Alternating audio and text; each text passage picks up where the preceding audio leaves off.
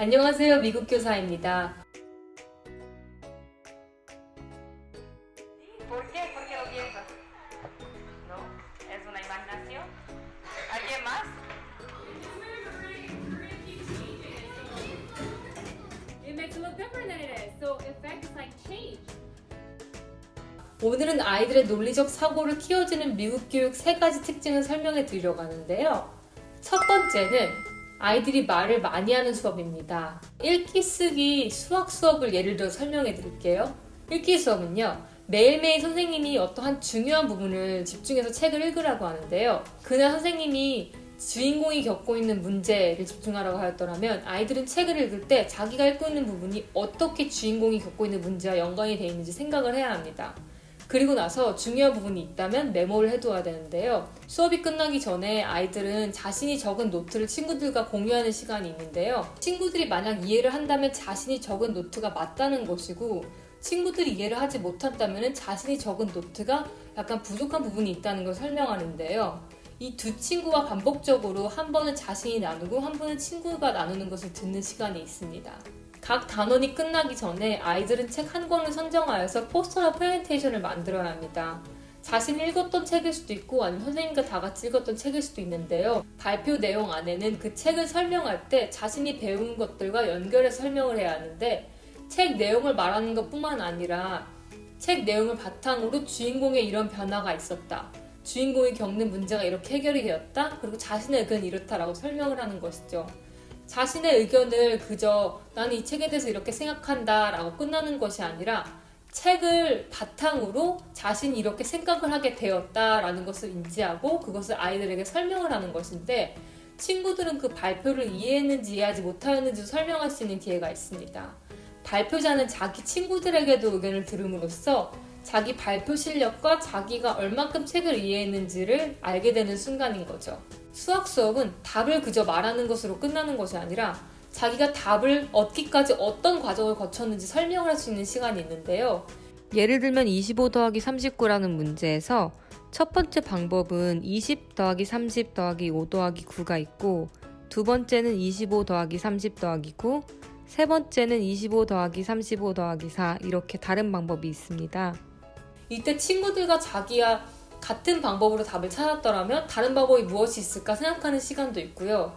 또 각 단원이 마치기 전에 한 문제를 풀 때 어떤 방법이 있는지 다 나열을 한 후에 자신은 어떤 방법이 좋고 어떤 방법이 가장 어려운지를 설명을 하고, 사람들은 왜 이 방법을, 어떤 방법을 선호하는지를 설명할 수 있는 시간이 있어요. 쓰기 수업은요, 자신이 글이 어느 정도 완성되었다고 생각할 때 친구들에게 의견을 묻는 시간이 있습니다.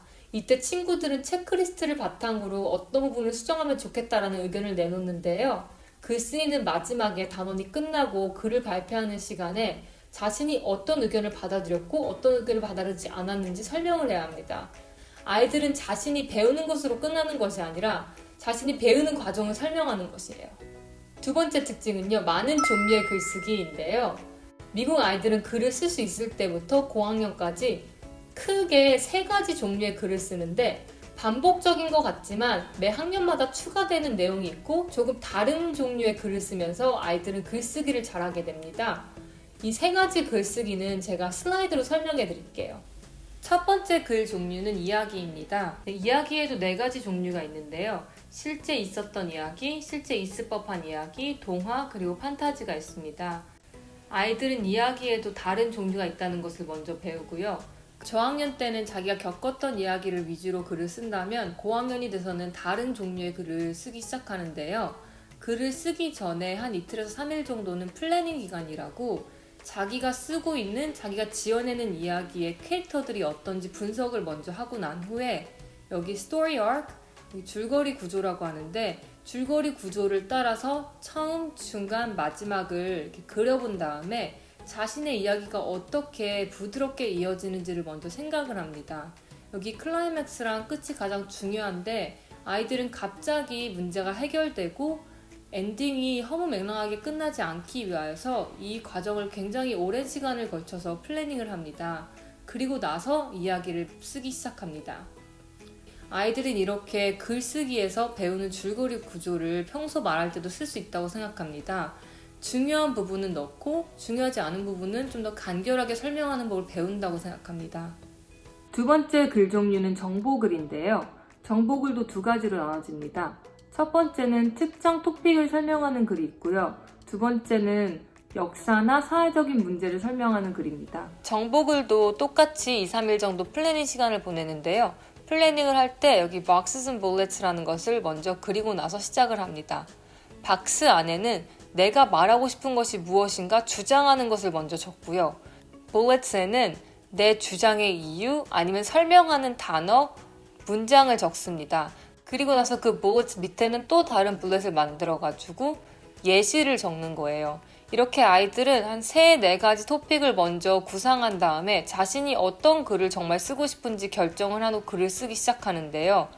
이야기랑 마찬가지로 평소에도 이 boxes and bullets를 사용해가지고 자신이 아는 무슨 정보를 전달할 때 간결하게 머릿속으로 정리를 먼저 하고 설명할 수 있는 것이 될 것 같습니다. 세 번째 글 종류는 의견글입니다. 의견글에도 3가지가 있는데 설득하는 글, 자신의 의견을 나타내는 글, 그리고 다른 사람의 의견을 적는 글인데요. 이 글을 쓸 때도 다른 글들과 똑같이 2, 3일 정도 플래닝을 거치는데 이 전과 같이 boxes and bullets로 먼저 어떤 의견을 나눌 것인지 생각을 하고 그리고 나서 글을 쓰기 시작합니다. 여기서 가장 중요한 부분은 여기 bullets에도 순서가 있어요. 가장 먼저 쓰는 bullet는 그 3개 중 중요하다는 것이에요. 그래서 자기가 생각하는 가장 강한 근거는 맨 위로 올리고 자신이 생각했을 때 더 약한 것은 맨 밑으로 내립니다.